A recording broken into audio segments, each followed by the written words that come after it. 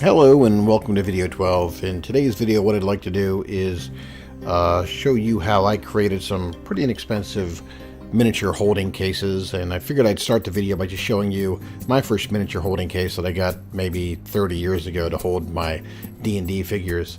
Now the case did an okay job, but a lot of times what would happen is that swords or spears or parts of the miniature would get bent just because of the nature of having these miniatures, these soft lead miniatures back then, mashed into a confined area, even if the confined area was foam.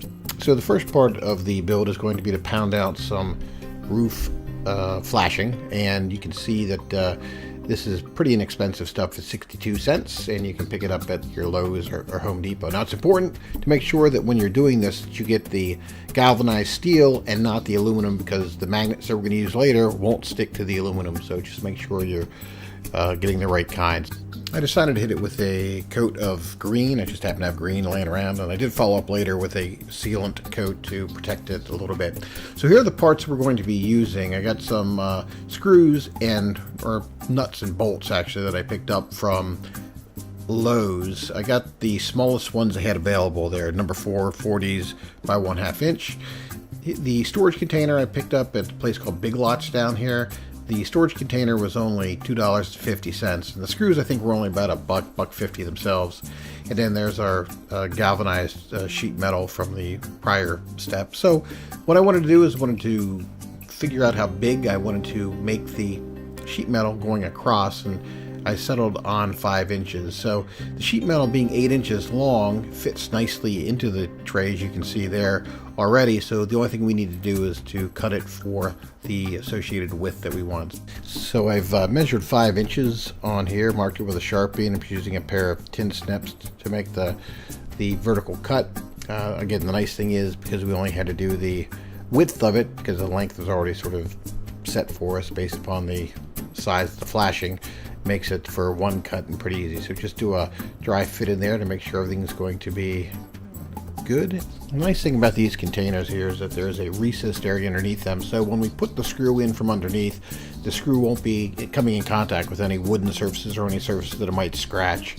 So that's a real nice feature. So in order to make sure that that happens, we need to come in enough so that the hole doesn't go down through one of the lips. So I'm measuring in, just eyeballing it, about 3/8 of an inch, and I've drilled my holes. So the next part is going to be coming in again, now that I have my holes through the sheet metal drilled, and just drill down into the plastic, making sure that they're inside the lip.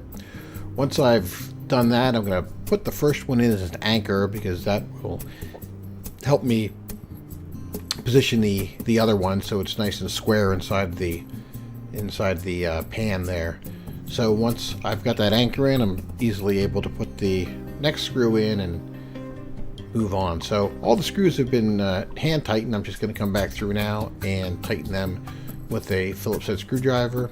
I just want them to be snug. I don't want them to over tighten and strip them. The one thing that really surprised me with this project was I originally tried to use all sorts of glues and epoxies, and nothing would stick to that plastic. So that's why I decided to go with the nuts and bolts. And with that, we are done. Now these smaller boxes here will hold about 44 or 46 miniatures, and the one thing that we didn't talk about that I think we should is the magnets that hold them into place. So I use the rare earth magnets, and I get them on eBay. You get them for 3 cents a piece if you get like 100 of them. The nice thing about them is they're 6mm by 2mm, so the 2mm is a nice height that it goes underneath the base, that it provides a magnetic seal but does not scratch any surfaces. So the main reason I wanted to show you was this was my old container for the muskets and tomahawks Continental / Loyalist that we use. They're also used as rebels in the Revolutionary War if we're playing that genre as well. So what I wanted to do is sort of get rid of this big old pizza box with the magnets underneath it and build one of these. So that whole pizza box, even though there was a lot of space, now contains the Continentals, and you can see they fit in there pretty nicely. So for something like Skirmish or Saga, where you have a 35 or 40 piece, one of your sides can fit nicely in each one of those, and it's a very affordable solution. For bigger armies, there is the larger box that you can get. This is twice the size, and you can use the same principles. You would probably just put the flashing in there side by side, and you could store 95 or 100 units. So that is it for this video. I hope you enjoyed it. Please subscribe if you haven't done so already. Thanks for watching, and we'll see you real soon.